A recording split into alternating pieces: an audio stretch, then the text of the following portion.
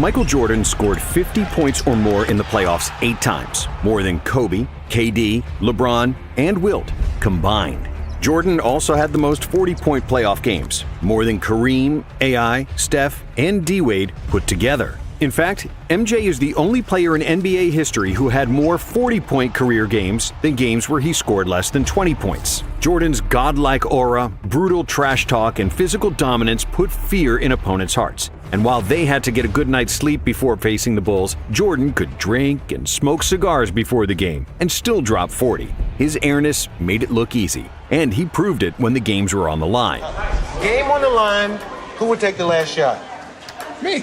28 times Jordan scored the game-winning shot, including 7 game winners in the playoffs. And MJ wasn't just a scorer. He had the most first-team All-Defense selections ever with 9. He's the all-time blocks leader by a guard and has the most seasons with over 200 steals, with 6. In 1989, when the Bulls lost their starting point guard, Coach Doug Collins made Jordan play the point, and he notched 10 triple-doubles in 11 games, averaging 30 points, 11 assists, and 9.5 rebounds per game.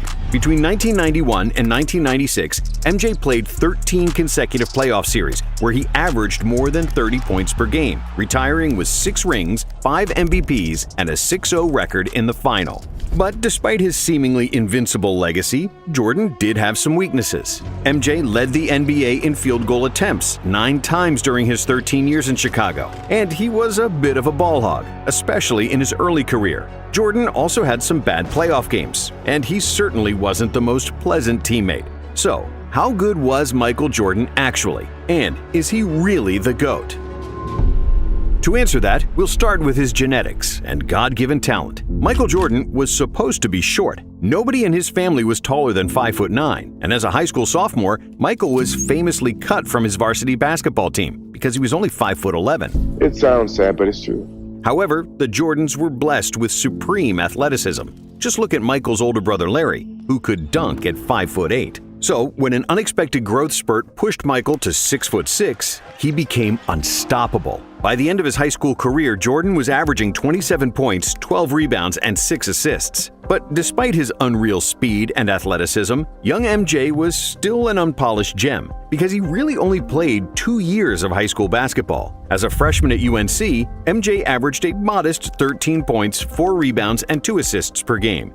He was the 3rd leading scorer on the team behind James Worthy and Sam Perkins, and his fundamentals, ball handling, and confidence weren't yet at a super high level. But all that changed in the 1982 NCAA Finals, when Michael hit a game-winning shot against Patrick Ewing, winning the national championship. 18. Shot. Jordan.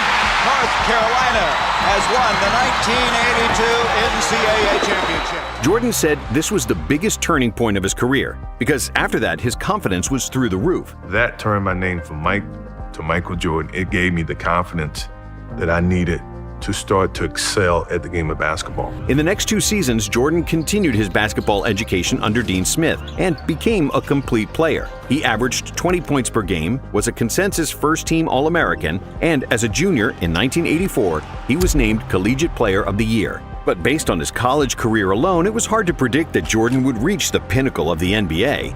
After all, many great players who came before Michael had far better college careers, including Kareem, Magic, Bird, Bill Walton, Bill Russell, Oscar Robertson, David Thompson, Pete Maravich, and a few others. Because of his relatively modest numbers in college, and because the 80s were the era of the big men, Jordan was selected 3rd in the 1984 NBA draft, behind centers Hakeem Olajuwon and Sam Bowie. He's only 6'6", so how much can he really do? We wish he were 7'1", but he isn't. However, it took just 2 practices for the Bulls coach to call the general manager and say, "You didn't mess up the draft this time." For the first day in practice, my mentality was, whoever is the team leader on that team, I'm going after him.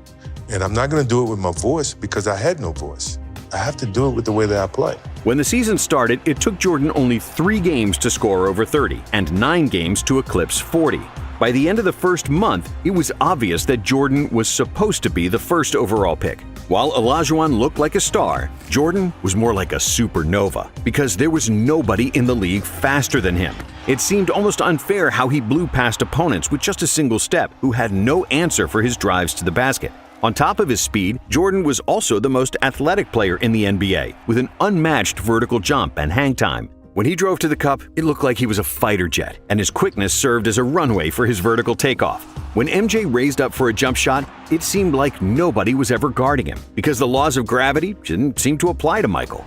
Defenders could jump at the same time, but as they would inevitably fall down, Jordan would continue to float in the air and shoot completely unbothered. How's the transition been from college to the NBA? Well, I think it's been pretty easy. Thanks to his high-flying feats and insane dunks, Jordan quickly became the most popular player in the NBA. So it only made sense that in 1986, he got voted to the All-Star game, despite playing just 3 games up to that point due to an ankle injury. And that same year, in the playoffs, he set a playoff scoring record with 63 points against Boston. But it was an incredible playoff performance. I've never seen it before, and I had never seen it after. That wasn't Michael Jordan out there. It was God disguised as Michael Jordan. As if MJ wasn't doing enough already, in 1987, MJ led the NBA in scoring with 37 points per game, which was and remains the 5th best scoring output ever, behind only Wilt's insane scoring feats of the early 1960s. I just want the franchise and Chicago Bulls to be respected as a team. It's very hard for something like that to happen, but it's not impossible. Meanwhile, Jordan was miserable. Despite all the fame and individual accolades, he was always losing. In his first 3 seasons, MJ only won 1 playoff game, despite being the best player in the league. But after the Bulls GM Jerry Krause drafted Horace Grant and Scottie Pippen, his life would change forever. In 1988, MJ averaged 35 points on 54% shooting, with 6 rebounds and 6 assists, winning his first career MVP. Because he also led the NBA in steals with 3.2 plus 1.6 blocks per game, Jordan won the Defensive Player of the Year. And he is still one of only 5 players ever to win Defensive Player of the Year and MVP. And after the 1988 dunk contest against Dominique Wilkins, which is considered by many to be the best of all time, some people already started calling him the best player they have ever seen.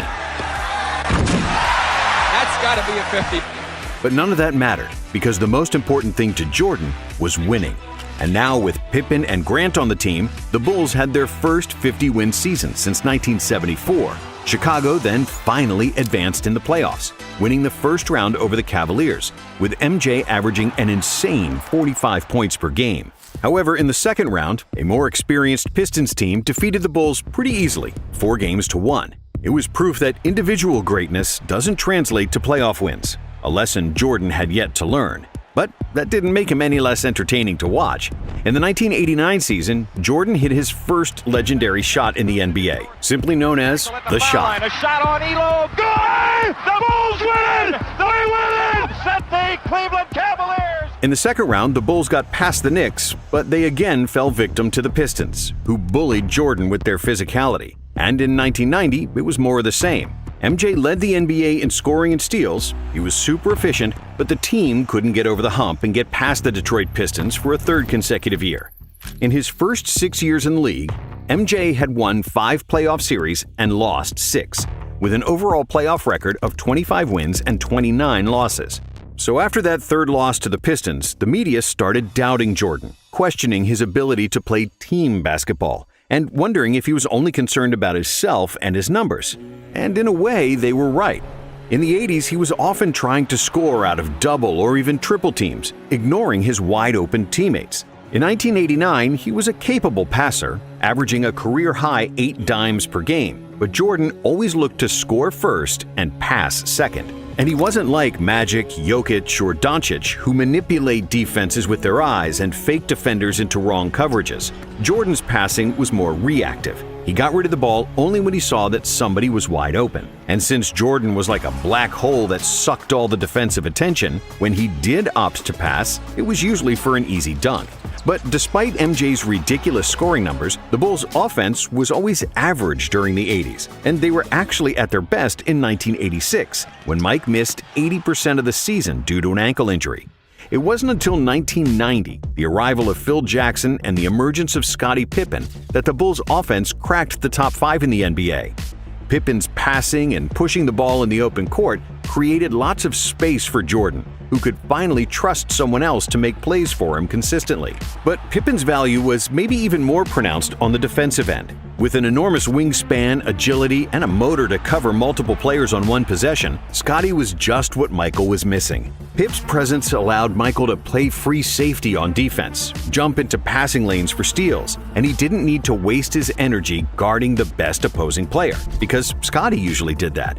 And after agonizing defeats against the Pistons, MJ decided to bulk up, which was unprecedented at the time. Players didn't spend much time in the gym, and if you look at all the players in the 80s, they looked lean, but hardly anyone was super muscular. So when MJ returned for the 1991 season, he was still super quick, athletic, and could contort his body in the air like no one else. But this time around, he was also much stronger, which allowed him to absorb contact better and bully smaller players with his size.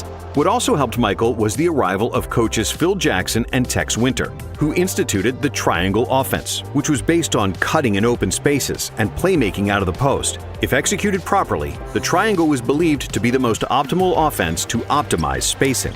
MJ didn't have to bring up the ball all the time and force his shots, and he was receiving the ball closer to the basket, where he'd bully smaller defenders and dominate like never before. Even though Jordan was phenomenal from the moment he stepped into the NBA, in 1991, he was at his best, and he won his second MVP award. The 91 Bulls had the best offense in the NBA, and they crushed the opposition in the Eastern Conference. They swept the Knicks, beat the 76ers in 5, and then finally got their revenge against the Pistons. This time, it wasn't even close, as Detroit was on the decline after 3 straight NBA Finals trips, while the Bulls were ascending.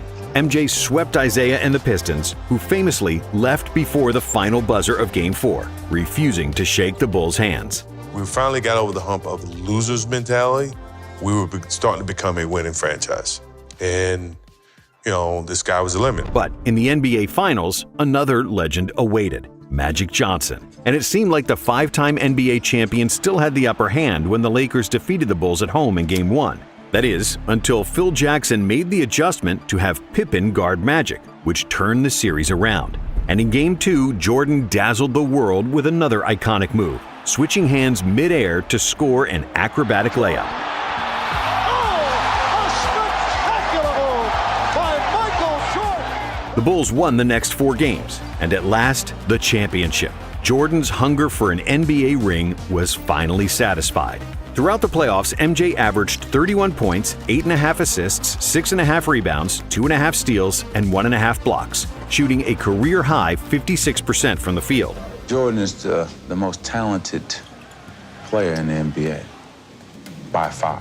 And the 1992 season was a continuation of peak form for Jordan and the Bulls. Another scoring title with super efficient shooting, first-team All-Defense, and another MVP for his airness. The Bulls once again had the best offense in the NBA and won a franchise record 67 games. Chicago reached the finals against the Trailblazers, and the media pushed the narrative that Clyde Drexler was better than Jordan, because Jordan is not a good outside shooter. So MJ responded by nailing 6 threes and 35 points in the first half of Game 1, which was a finals record for both threes and points and a half, in what will forever be remembered as the Shrug Game. And even though Portland tied the series at 2 apiece, the Bulls were just too good, and they won the series in 6, with MJ averaging 36 points in the finals. After the second finals and the Dream Team experience in Barcelona, Pippen and Jordan came into the 93 season with an empty tank. The Bulls weren't as dominant in the regular season. But even though he was tired, MJ still led the NBA in scoring, which was his 7th scoring title in a row. And he also led the league in steals. Chicago made it to a 3rd consecutive finals, where they faced league MVP Charles Barkley and the Phoenix Suns, the best team in the regular season. Barkley was also the best player on the Dream Team, and when he won the MVP, many people believed that he could be an even better player than Michael, which pissed off Jordan. But because of the Suns' inexperience and Barkley's nasty elbow injury, the Bulls won the first 2 games on the road, and it seemed like it would be smooth sailing to the next title. However, the Suns weren't going away that easily. They won Games 3 and 5 in Chicago, and they could have won Game 4 too, if it wasn't for Jordan. That motherfucker would not let me win that game. Who buried the Suns with 55 points, the second highest scoring game in NBA Finals history. And Michael just outplayed me. That was probably the first time in my life And I felt like there was a better basketball player in the world than me, to be honest with you. After 5 games, it was 3-2 for the Bulls, but the remaining 2 games were to be played in Arizona. In Game 6, the Suns had the lead throughout the fourth quarter, but Jordan kept the Bulls in the game, and everybody expected Jordan to take the final shot to tie the game. But MJ wasn't the same stubborn player as before, and he gave up the ball early to set up an open shot for John Paxson.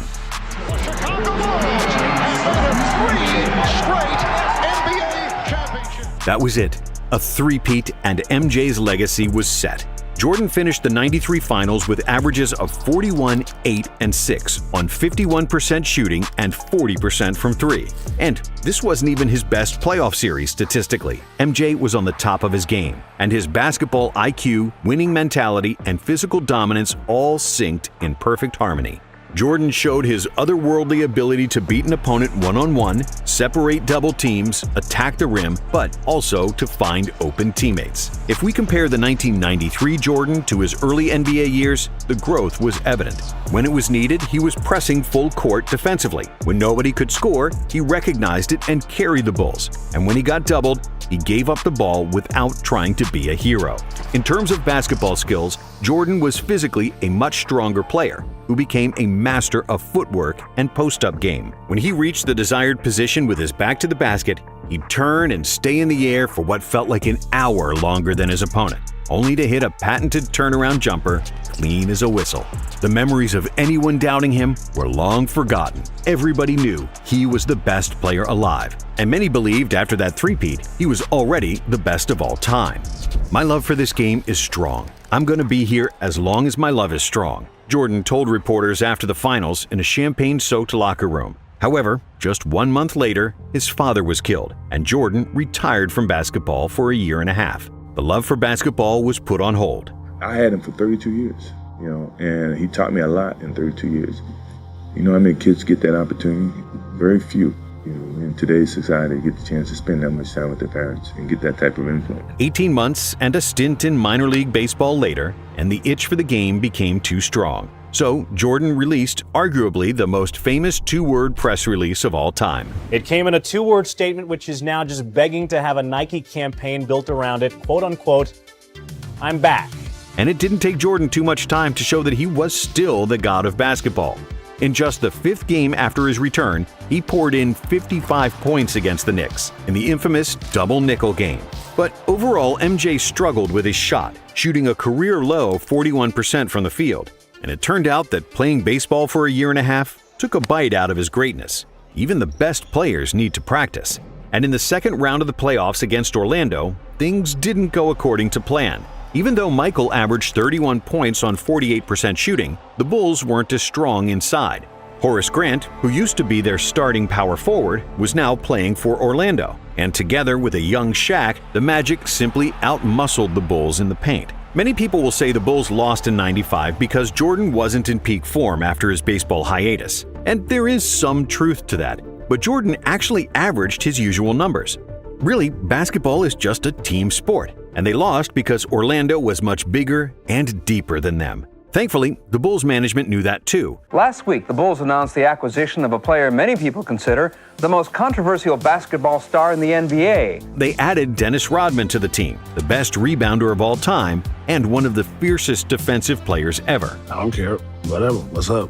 A year before, they also added Steve Kerr, the most accurate three-point shooter ever. And together with a defensive dog, Ron Harper, and Tony Kukoc, who was the most versatile power forward in the NBA, MJ had the best supporting cast in the league.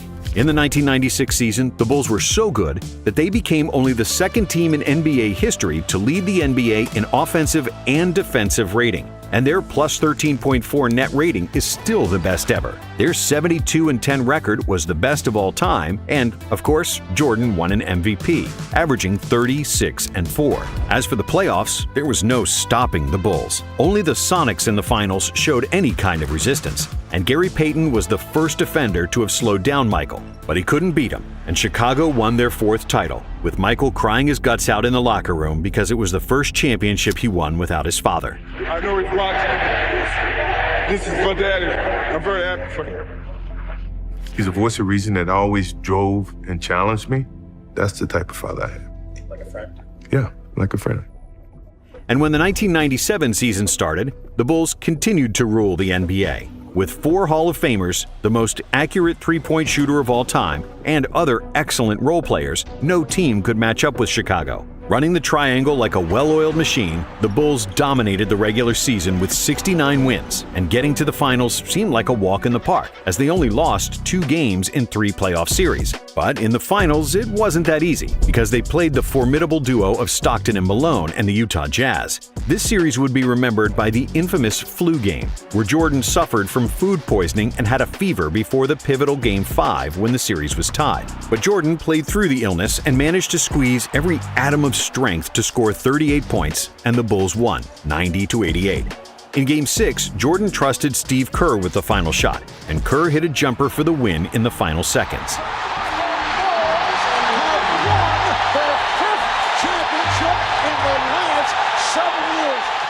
However, when the 1998 season started, the Bulls were running on fumes. Pippen had injury problems and disputes with management, and Rodman was more reckless than ever. But they still had Michael. Even though he wasn't as athletic as before and his efficiency decreased, Jordan was still capable of winning games by himself.